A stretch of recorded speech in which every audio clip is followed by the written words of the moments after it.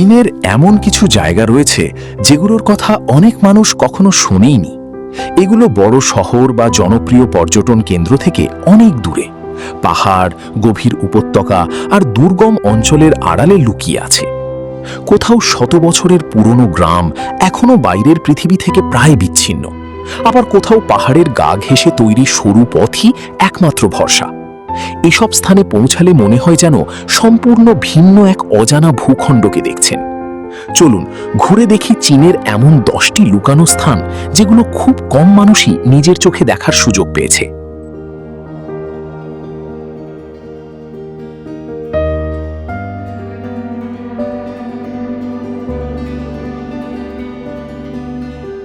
চীনের সাংসি পর্বতমালার দুর্গম চূড়ায় অবস্থিত তাইইউন পর্বত মন্দির এমন এক স্থাপনা যা দেখলে মনে হয় পাহাড়ের বুক চিরে তৈরি করা হয়েছে। এর সবচেয়ে আকর্ষণীয় অংশ হল গোল্ডেন সামিট টেম্পল, একটি ছোট্ট মন্দির যা 3 দিক থেকে খাড়া পাহাড় দিয়ে ঘেরা সরু পাথরের চূড়ার ওপর দাঁড়িয়ে আছে। তাওবাদী বিশ্বাস অনুযায়ী এই নির্জন স্থানকে আধ্যাত্মিক শক্তির কেন্দ্র হিসেবে দেখা হতো, তাই প্রাচীন নির্মাতারা এমন এক জায়গায় মন্দির তৈরি করেছিলেন যেখানে নির্মাণের জন্য প্রায় কোনো সমতল জায়গাই ছিল না।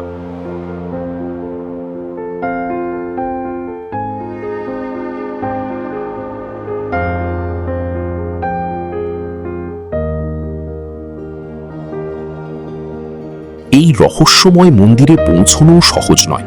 পাহাড়ের ধার ঘেঁষে তৈরি সরু পাথরের সিঁড়ি ও একমাত্র দুর্গম পথ অনুসরণ করেই চূড়ায় উঠতে হয়। চারপাশের ঘন কুয়াশা, তীব্র বাতাস এবং নিচে থাকা গভীর উপত্যকা এই যাত্রাকে আরও কঠিন করে তোলে। কঠিন পরিবেশের মাঝেও শত শত বছর ধরে টিকে থাকা তাইইউন পর্বত মন্দির আজও চীনের অন্যতম বিচ্ছিন্ন ও বিস্ময়কর পাহাড়ি স্থাপনা হিসেবে পরিচিত।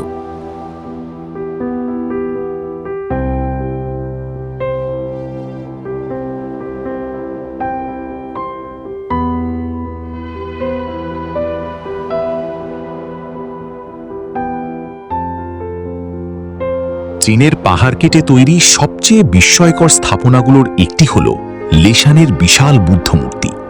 প্রায় 78 মিটার উঁচু এই মূর্তিটি বিশ্বের সবচেয়ে বড় পাহাড়ে খোদাই করা বুদ্ধ মূর্তিগুলোর মধ্যে অন্যতম। শুধু মাথার দৈর্ঘ্যই প্রায় 65 ফুট আর প্রতিটি কান প্রায় 23 ফুট লম্বা। পুরো মূর্তিটি আলাদা কোনো পাথর জোড়া দিয়ে নয়, বরং পাহাড়ের একটানা চুনা পাথরের গায়েই খোদাই করা হয়েছে।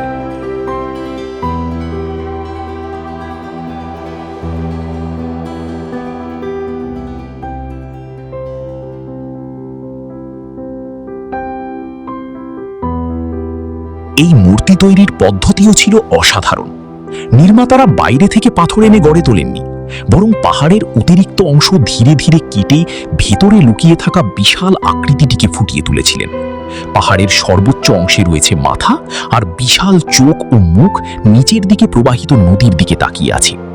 শতাব্দীর পর শতাব্দী ধরে রোদ, বৃষ্টি আর বাতাসের আঘাত সহ্য করেও লেসানের এই বুদ্ধমূর্তি আজও চীনের অন্যতম বিস্ময়কর ঐতিহাসিক নিদর্শন।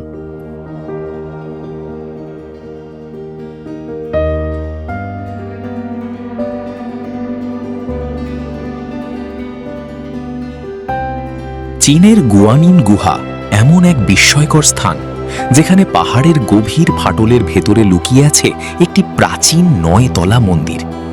সাধারণ গুহার মতো এটি পাহাড়ের পাশে ছড়িয়ে নেই, বরং একটি বিশাল উল্লম্ব ফাটলের মতো শত শত ফুট নিচে নেমে গেছে। উপর থেকে নিচে তাকালে দেখা যায় সূর্যের আলো শুধু একটি সরু রেখার মতো গুহার অন্ধকার ভেতরে প্রবেশ করে। মনে হয় যেন পাহাড়ের বুকের মধ্যে তৈরি হয়েছে এক গোপন জগৎ।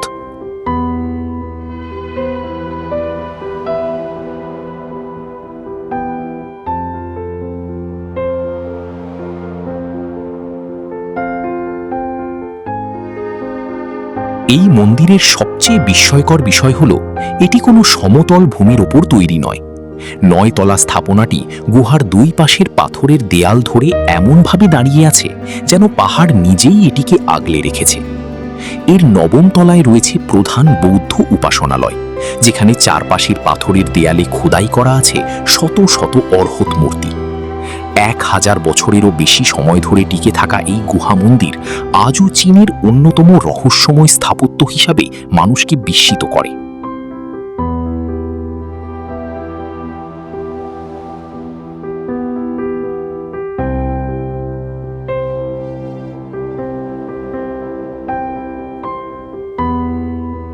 পৃথিবীর ছাদ নামে পরিচিত তিব্বতের দুর্গম মালভূমিতে লুকিয়ে আছে ছিয়ংলং সিলভার ক্যাসেল। প্রাচীন জাংজাং রাজ্যের সঙ্গে যুক্ত এই রহস্যময় স্থানটি একসময় ছিল ক্ষমতা ও আধ্যাত্মিক কর্মকাণ্ডের গুরুত্বপূর্ণ কেন্দ্র। সাদা চুনা পাথরের খাড়া পাহাড়ের গায়ে ছড়িয়ে আছে অসংখ্য গুহা ও পাথরের কাঠামো। দূর থেকে দেখলে মনে হয় পাহাড়ের বুকের ভেতরেই যেন একটি প্রাচীন নগরী ধীরে ধীরে হারিয়ে গেছে।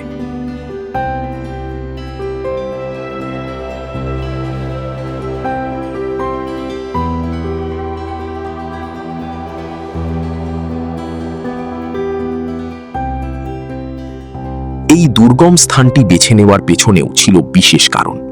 চারপাশের খাড়া পাহাড় শত্রুর আক্রমণ ঠেকাতে প্রাকৃতিক দুর্গের মতো কাজ করত, আর কাছের উষ্ণ প্রস্রবণ কঠিন শীতের সময় জীবন ধারণে সহায়তা করত। পাহাড়ের একটি অংশের আকৃতিও প্রাচীন বিশ্বাসের পবিত্র কিউং পাখির সঙ্গে মিল রয়েছে বলে মনে করা হতো। এত দুর্গম অবস্থানের কারণে ছিয়ংলং সিলভার ক্যাসেলের অনেক অংশ আজও পুরোপুরি অনুসন্ধান করা সম্ভব হয়নি।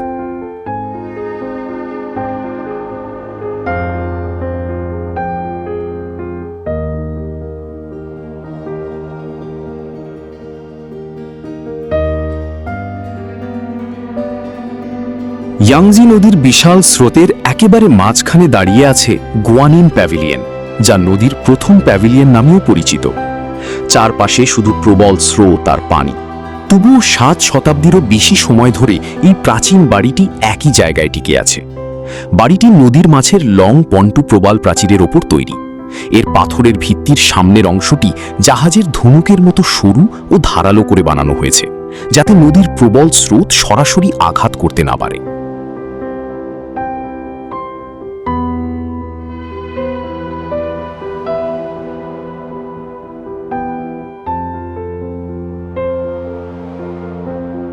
বর্ষাকালে ইয়াংজির পানি যখন ভয়ঙ্কর রূপ নেয়, তখন বাড়িটির নিচের অংশ সম্পূর্ণ পানির নিচে চলে যেতে পারে। কখনো শুধু ছাদটুকুই ঘোলা নদীর পানির ওপরে দেখা যায়, কিন্তু পানি কমে গেলে আবার প্রায় অক্ষত অবস্থায় বাড়িটি মাথা তুলে দাঁড়িয়ে থাকে। বন্যার পর নৌকায় করে সেখানে পৌঁছে জমে থাকা কাদা, পাথর ও আবর্জনা পরিষ্কার করেন তত্ত্বাবধায়কেরা। এই নিয়মিত পরিচর্যা আর শক্তিশালী নির্মাণই বাড়িটিকে এত বছর ধরে টিকিয়ে রেখেছে।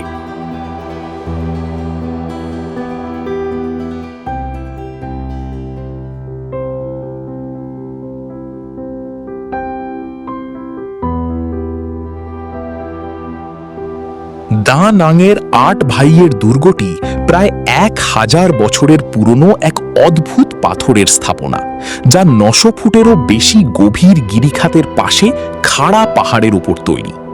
বাইরে থেকে দেখলে এর ছোট ছোট কক্ষ ও পাথরের দেয়ালগুলো পাহাড়ের সঙ্গে এমনভাবে মিশে আছে যে সহজে বোঝাই যায় না কিভাবে এখানে প্রবেশ করা হতো। এর আসল প্রবেশপথও ছিল আড়ালে।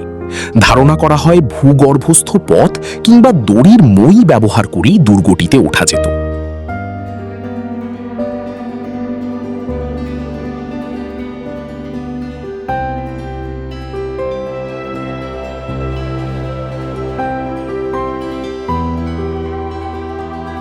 ভেতরে ঢুকলে দেখা যায় এখানকার বিছানা ও নানা ব্যবহার্য জিনিসও সাধারণ কাঠ দিয়ে তৈরি নয়, শক্ত পাথর কেটে সেগুলো তৈরি করা হয়েছে।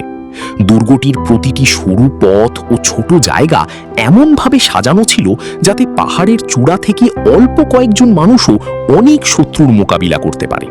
প্রচলিত কাহিনী অনুযায়ী 8 ভাই দস্যুদের হাত থেকে নিজেদের গোত্রকে রক্ষা করতে বহু বছর এই দুর্গম পাহাড়ে বসবাস করেছিলেন। তাদের সেই দীর্ঘ ত্যাগের স্মৃতি আজও এই স্থাপনাকে বিশেষ করে রেখেছে।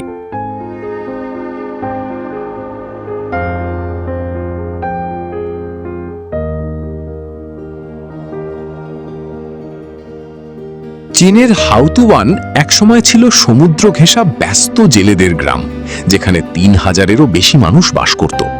কিন্তু দুর্গম পাহাড়ি অবস্থান আর যোগাযোগের অসুবিধার কারণে ধীরে ধীরে মানুষ গ্রাম ছেড়ে চলে যেতে শুরু করে। 2002 সালে শেষ পরিবারটিও চলে যাওয়ার পর হাউতোয়ান পুরোপুরি পরিত্যক্ত হয়ে যায়। এরপর মাত্র কয়েক বছরের মধ্যেই 500-র বেশি বাড়ির দেয়াল, ছাদ ও জানালা লতাগুল্ম আর আইভিতে ঢেকে যেতে থাকে। এক সময়ের ব্যস্ত গ্রামটি পরিণত হয় এক বিশাল সবুজ জনপদে।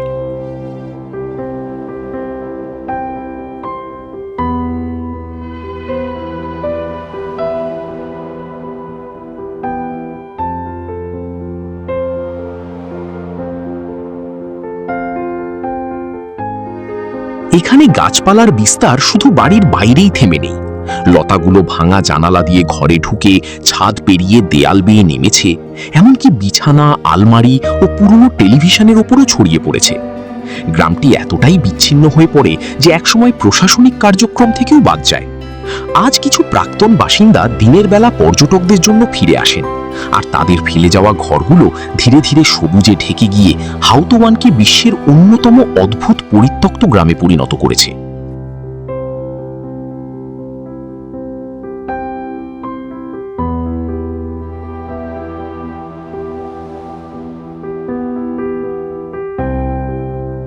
চীনের বো জনগোষ্ঠীর ঝুলন্ত কফিনের সমাধিক্ষেত্র পৃথিবীর সবচেয়ে অদ্ভুত ও দুর্গম সমাধিস্থলগুলোর একটি। খাড়া পাহাড়ের গায়ে মাটি থেকে প্রায় 33 ফুট থেকে 426 ফুটেরও বেশি উঁচুতে এসব কফিন দেখা যায়। নিচ থেকে সেখানে ওঠার কোনো সহজ পথ নেই। ধারণা করা হয় প্রাচীনকালে শ্রমিকরা পাহাড়ের চূড়া থেকে দড়ি বেয়ে নেমে প্রায় খাড়া দেয়ালে কফিনগুলো নির্দিষ্ট জায়গায় স্থাপন করতেন।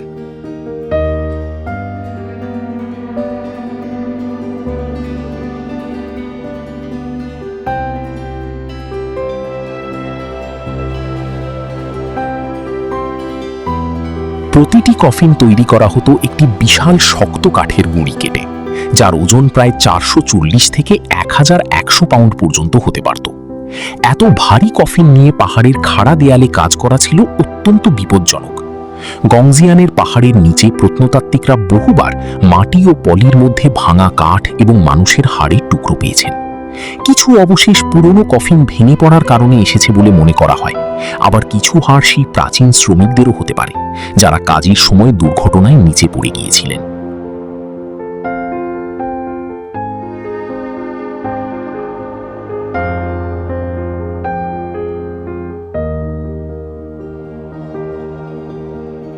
হাইলং তান লংয়ান পর্বতের 4260 ফুটেরও বেশি উচ্চতায় থাকা এক প্রাচীন সামরিক দুর্গ।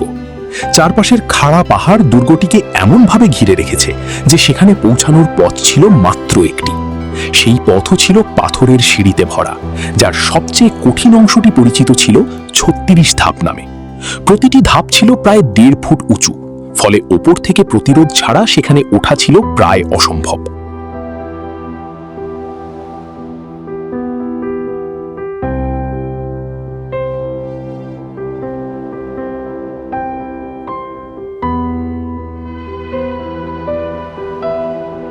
দুর্গের ভেতরে ছিল 9টি শক্তিশালী ফটক, যা একের পর এক প্রতিরক্ষার স্তর তৈরি করেছিল। এর একটি ফেইহু গিরিপথ কয়েকশো ফুট গভীর খাদের পাশে এমন সরু পাথুরে পথে তৈরি ছিল যেখানে সামান্য ভুলও বিপদ ডেকে আনতে পারত। এই দুর্গ দখল করতে মিং রাজদরবারকে 2,40,000 সৈন্য নিয়ে 114 দিন অবরোধ চালাতে হয়েছিল।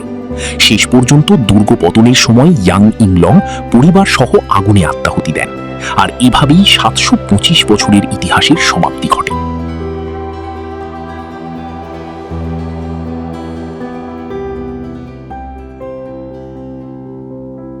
তিব্বতের দুর্গম উচ্চ মালভূমিতে প্রায় 984 ফুট উঁচু খাড়া পাহাড়ের চূড়ায় দাঁড়িয়ে আছে প্রাচীন গুগে রাজ্যের ধ্বংসাবশেষ। সমুদ্রপৃষ্ঠ থেকে 13,000 ফুটেরও বেশি উচ্চতায় অক্সিজেন খুবই কম, তবুও প্রাচীন মানুষ এখানে পাহাড় কেটে অসংখ্য গুহা ও কক্ষ তৈরি করেছিল। চারপাশের তীব্র বাতাস আর দুর্গম পথ পেরিয়ে নির্মাণ সামগ্রী নিয়ে আসাও ছিল এক কঠিন কাজ। পুরো নগরীটি এমনভাবে তৈরি করা হয়েছিল যেন পাহাড়ের ভেতরেই লুকিয়ে থাকা একটি বিশাল গোলকধাঁধা।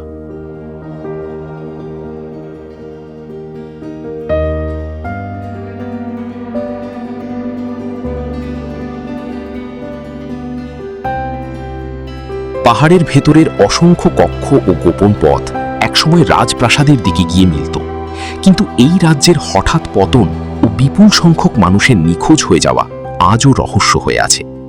অন্ধকার গুহায় পাওয়া কিছু মমিও সেই রহস্যকে আরও গভীর করেছে।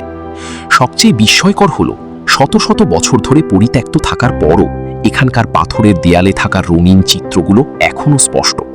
তীব্র রোদ আর মরুভূমির বাতাসও তাদের সৌন্দর্য পুরোপুরি মুছে দিতে পারেনি।